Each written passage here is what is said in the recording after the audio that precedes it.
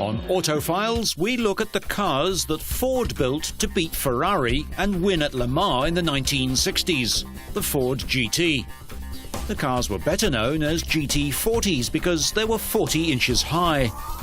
4 versions were built with a variety of engine sizes and a massive list of drivers employed in the big races of the day. Watkins Glen in upstate New York celebrated the 20th anniversary of Ford's 4th Le Mans win in 1989. One driver who was sampling the GT40 was Sterling Moss. Well, it's too much of a youngster. I mean, this wasn't actually built until about 5 or 6 years after I retired, because I didn't race professionally after '62, and of course GT40s didn't exist. So it's my first taste of it, and I must say they're quick. It's not an easy car because the throttle response is a little difficult. I enjoy it. I'm learning something all the time. I think the more mileage I can do, I've only had about an hour so far, the more I can do, the more I'm learning to try and get round the few little problems that it offers. But I'm enjoying it. It's a sensational circuit, and as they say in Italian, it's a bit like that with this car. It's fast. How did Moss, noted for his car control, find the balance in the GT40? Oh, I think it's a beautifully balanced car, but the problem with the throttle, you see, is when you want to, when I'm driving and I'm going around, say, a left or right hander, I like to bring the throttle in gently to hold the car in. And this car feels as though it would do that, but of course I can't get the throttle to come in that easily, and it makes it a little bit more nervous, if you like. He was watching at close hand drivers like Jackie Ickx and Brian Redman, something he didn't have the opportunity to do when he was driving because their careers came after he had retired. Did he observe that the driving style had changed a lot, particularly with someone like Brian, who was still driving professionally in 1989? I haven't really had the chance to see him because he was behind me in the practice earlier, and so I haven't seen him in front when they used to see them, because the view out of the back of these cars is not the greatest, I can tell you. You don't see much. I look forward to it. I have a great respect for both of them. Obviously, Jackie is not as competitive at the moment as Brian is, or at least he doesn't do this sort of racing as much. It's going to be it's obviously going to be quite a tough race, though. Concentration required to drive a powerful car like the GT40 is immense. How does Moss approach a car like this? Let's put it this way, it doesn't come as easily as it did. I seem to remember in my career, when I was racing all the time, that concentration was not something I had to bother about. You know, I automatically concentrated. I think that now I do need to, you know, really sort of tighten down the bolts a bit. I know that when I wanted to go really quickly, when I was racing professionally, I'd say, well, now I'm going to really try this lap and, you know, brake a little later, accelerate a bit earlier, those sort of things. Now, of course, I have to do that all the time. My threshold of fear is a lot closer. When I go up through the S's up there, I notice that the Armco seems to step in closer as I'm going faster, and it isn't as easy. It doesn't come as easily as I'm sure it did when I was 20 or 30 years younger. What about the enjoyment factor? Is that still there? The great enjoyment factor now really is being here. The people, the atmosphere, the climate, the cars, driving them. But the whole thing is a big deal. When I was racing before, the pleasure came in mostly in the getting out on the track and competing. Now I get a lot of pleasure from meeting the people, and before I go on the track, after I come off the track, and while I'm on the track. So it's a longer and more spread thing. The GT40 demonstration at Watkins Glen saw the track covered with these splendid sports cars of the 60s in all their varieties. The blue and orange John Wyer automotive cars, including the famous number 6 with 2 Le Mans wins to its credit, driven here by Brian Redman. While we watch the cars on the circuit, let's run through the GT40 story. During the early part of the 1960s, Ford attempted to buy Ferrari for $18 million to run its international racing program. The intention was to use the Ferrari company and technology to help Ford achieve a Le Mans victory. But the negotiations unraveled and Ferrari walked away from the table in May 1963.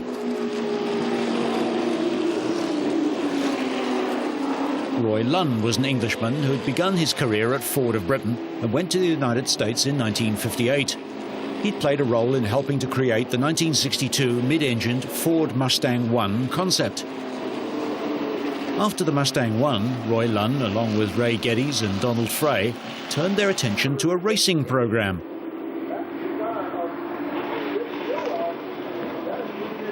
The car that Ford conceived was similar to the Lola GT, low and mid-engined. The Lola was designed and built by Eric Broadley in England and first displayed in January of 1963 at the London Racing Car Show. Broadley was running low on funds and was more than eager to join in with Ford.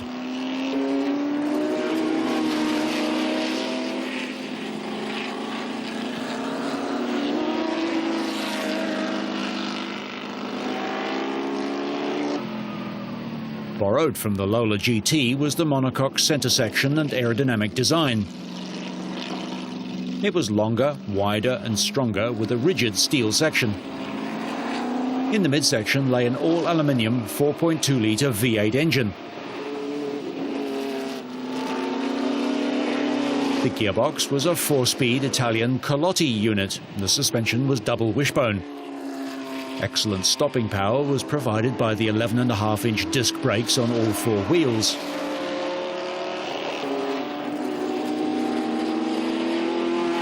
In April 1964, the GT40 was displayed to the public at the New York Auto Show. And 2 weeks later, the car was at Le Mans being put through pre-race testing. The result of a very rushed program was evident.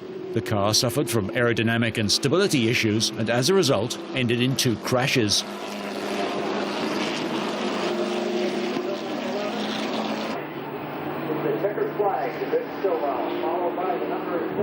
The GT represented Gran Turismo, while the designation 40 represented its height, only 40 inches. The number 40 was added when the Mark II was introduced. The Mark II, built in England, was put through extensive testing which solved many of the stability issues.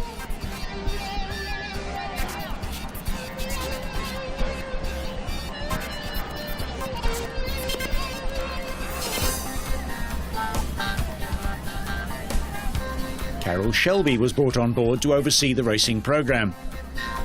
He began by installing a 7-litre NASCAR engine that was more powerful and more reliable. The result was a vehicle that was much more stable and quicker than the Mark I.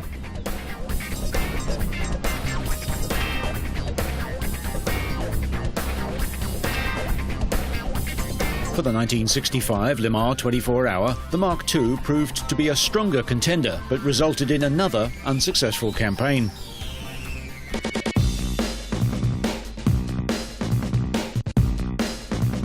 The Lola T70 Mark III was Eric Broadley's development of the theme that had started the GT40.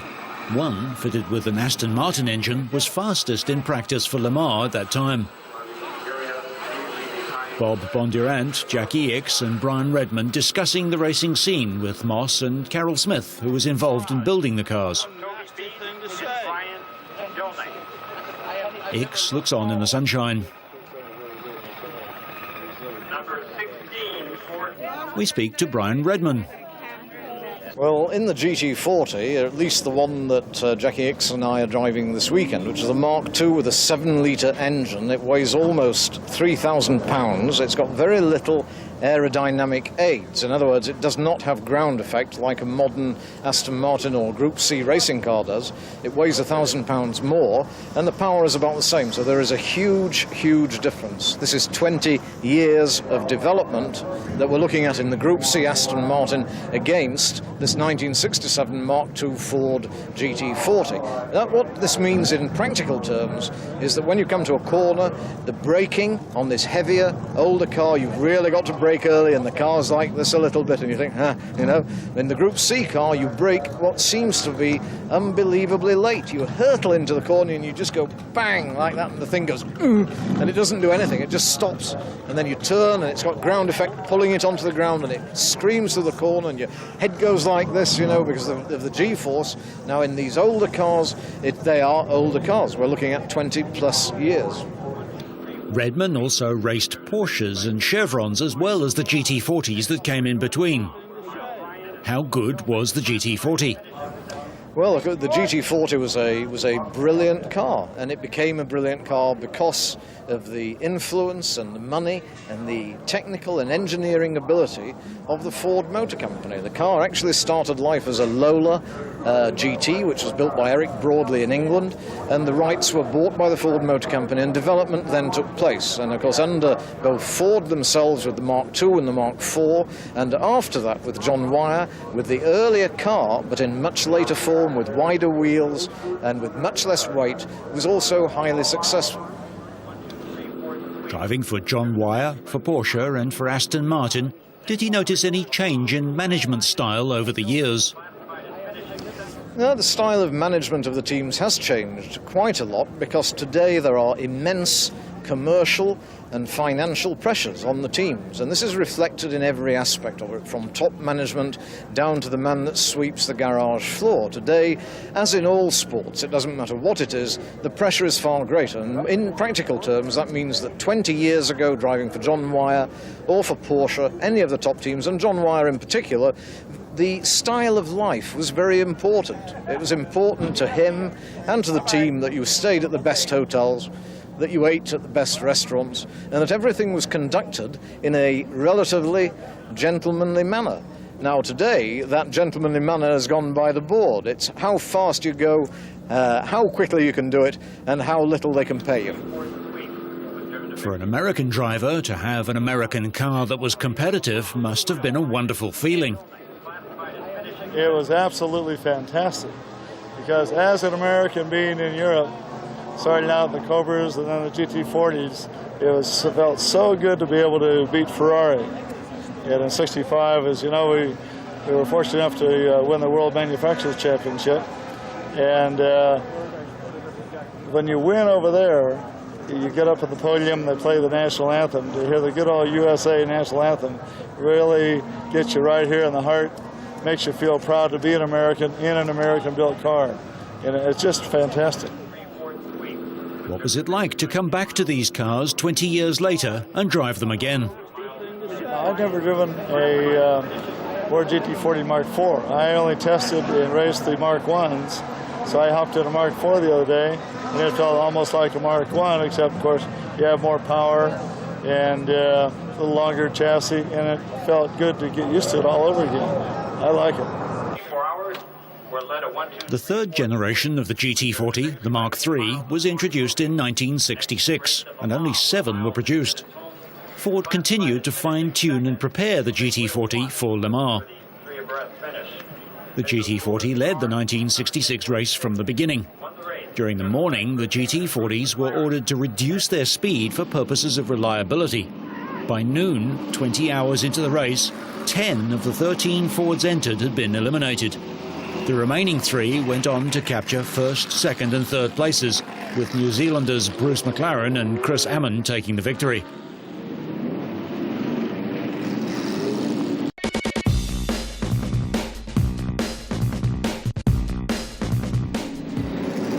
In 1967, Ford introduced the Mark IV to Le Mans. It was all American built, whereas the previous versions had been criticized as being English built and merely fueled by American money.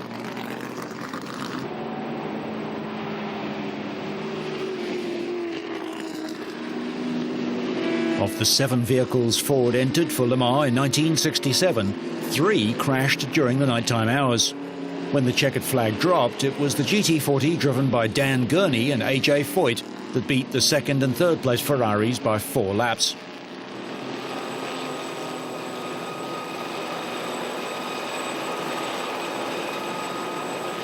In 1968, the FIA put a limit on engine displacement at 5 litres.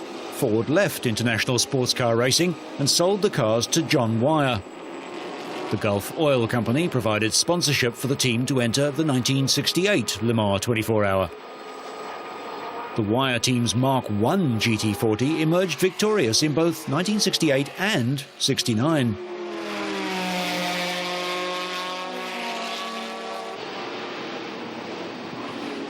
In 1969, new FIA rules and regulations ultimately retired the GT40s from racing and ended their winning streak.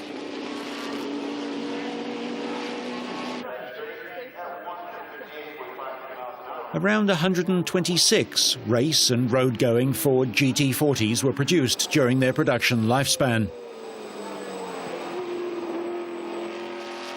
Time to see and listen to the GT40s in action in the double-driver endurance race.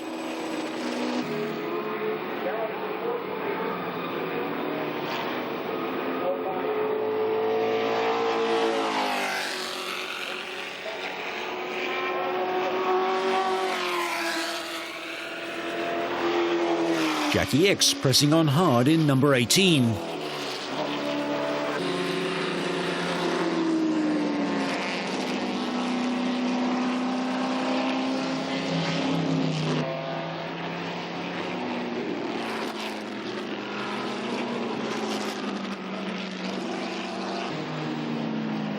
Sterling Moss goes through in the now smoking Mark IV, a longer and sleeker car than the earlier models. Number 7 has a problem, oil being spread around the circuit. One GT40 certainly out of the running, but worse than that, it affects the state of the circuit.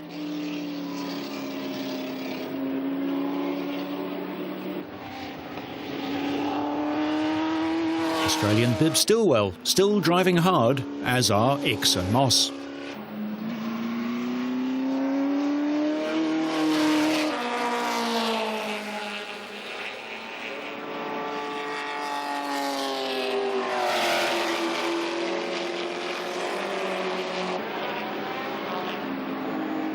Number 8 is the rare open GT40 prototype, built for Can-Am racing, but it didn't prove successful.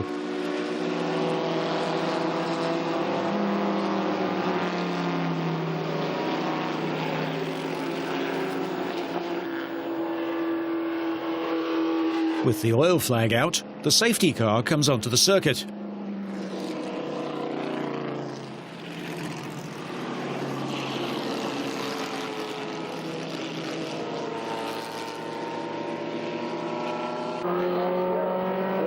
It's pit stop time, and drivers take the opportunity, while the yellow flag is out, to make their change.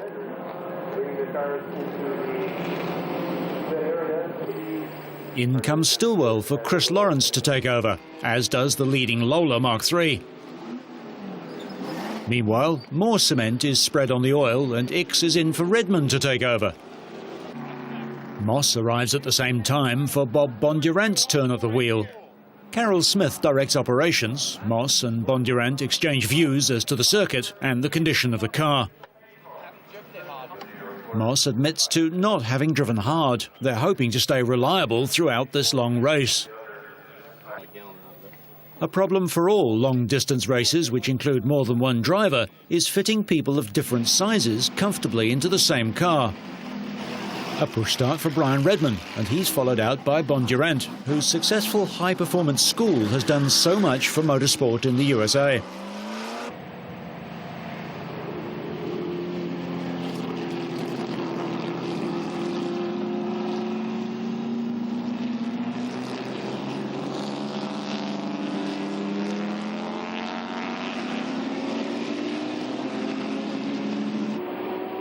The safety car returns to pit lane and the race is on again. Watkins Glen hosted the US Grand Prix from 1969 to 1981, but these days Indianapolis has a firm hold on that race.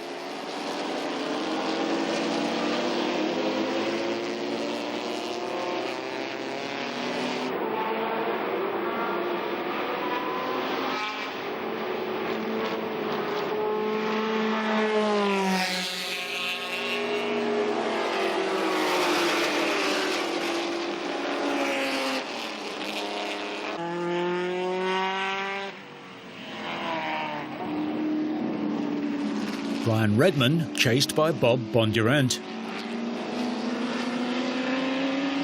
Brake lights show that Bondurant brakes the later of the two, but goes in on a wider line.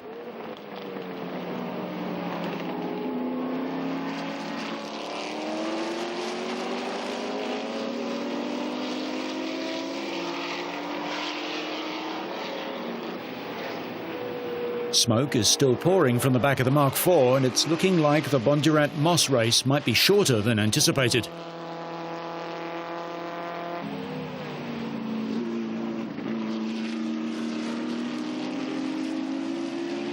Breaking deep into the apex is one of the ways that Moss gained seconds in the past, and it's a lesson not forgotten when he's back at the wheel.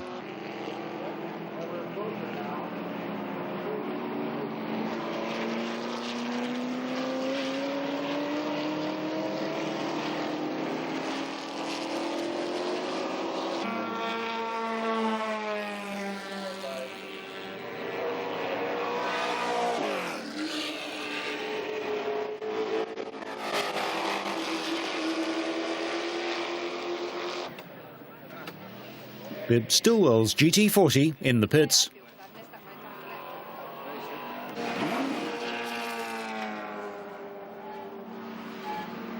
Moss's car is out, and we talk to Brian Redman. We haven't spoken to each other at all about any tactics or anything. We were too far apart at the dinner table last night, but we know what to do. Seems working out quite well for your car. Well, unfortunately, the clutch is broken, so we don't have a clutch, which means that sometimes you can't get a gear, which is awkward. And also in the pit stop, it wouldn't start. The engine wouldn't start, so we lost a minute there. So the car's running okay, so we just must see what happens, I think. What happened to your car? Drive shaft, I think. Well, the final drive. It's just no drive through to the wheels. You'd had a fairly dramatic pit stop prior to that. Yeah, we've had a bit of problems with oil vapour and so on, and which is not completely cured, but was good enough. I think we were all set to go to the end if it could have done. And unfortunately, the drive went, that was it. So Moss's run is over, and so is the Serengeti Cup at Watkins Glen. The GT40 of Jackie Ickx hustles along, holding on to third place and trying to catch Stillwell in second, and the Lola in the lead. The gathering at the Glen brought together cars from a famous era of racing for Ford, with the Anglo-American GT40 achieving the company's aims. In fact, the GT40 name is so revered that Ford released a new GT in 2003, confirming the popularity of the sports car.